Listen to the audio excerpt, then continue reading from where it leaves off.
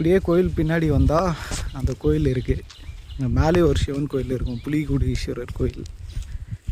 ஆக்சுவலாக வரவங்கெல்லாம் இந்த கோயில் பார்த்துட்டு தான் அங்கே போவாங்க.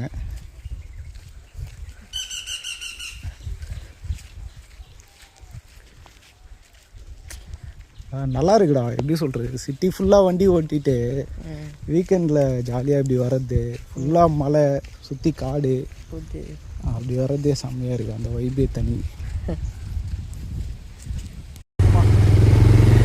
மாந்தோப்பு தான் இன்சைடு.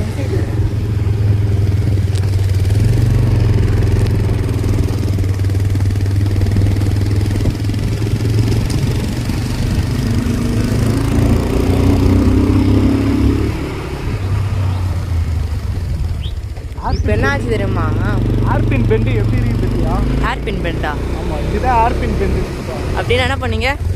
இல்லை, பெண்டு பேர் எவ்வளோ ஷார்ட்டாக இருக்குது. ஓ, அந்த சொல்கிறீங்களா? இப்போ என்ன ஆச்சு தெரியுமா? முள் செடியில் போய் கரெக்டாக என் காலில் பட்டுச்சு நீங்கள் விட்ட பெண்டில். பைக் வீடியோ எடுக்கிறீங்களா இல்லை பைக்கில் இருக்கிற ஆப்போசிட் வியூ வீடியோ எடுக்கிறேன்டா. ஏய் ரைட் கரோ இங்கேருந்து மேலே சம்திங் எழுதிக்கிறான். சும்மா ஏதோ எழுதி வச்சுருக்காங்க. பெயிண்ட் யாரும் எடுத்து வந்துருக்காங்க. கைஸ், ஒரு வழியாக படிக்கட்டு ஸ்டார்ட் ஆகிடுச்சு. இதுதான் அந்த படிக்கட்டு.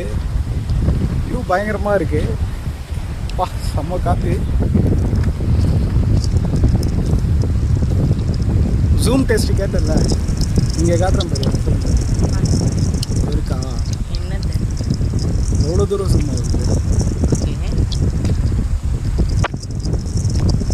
தெரியுதா? அங்கே இருக்க மலை. ஆமாம்,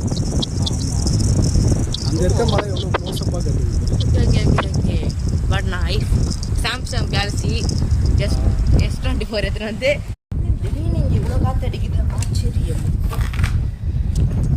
நம்ம இறங்கும் போது இப்படி தான் இருக்கும். ஆக்சுவலாக இறங்கும் போது ரொம்ப டேஞ்சர் போலியே. இறங்கும் போது டேஞ்சர்லாம் இல்லைடா, பட்டுன்னு வந்துடலாம். அவ்வளோ ஒன்றும் மோசம்லாம் இல்லை. அந்த நடுவில் ஒரு இடம் இருக்கும்ல, சின்ன இடம் இருக்கும்ல, அதில் போகிறதான். இதுக்கு மேலே டார்ச் அடிக்கூடாதுடா.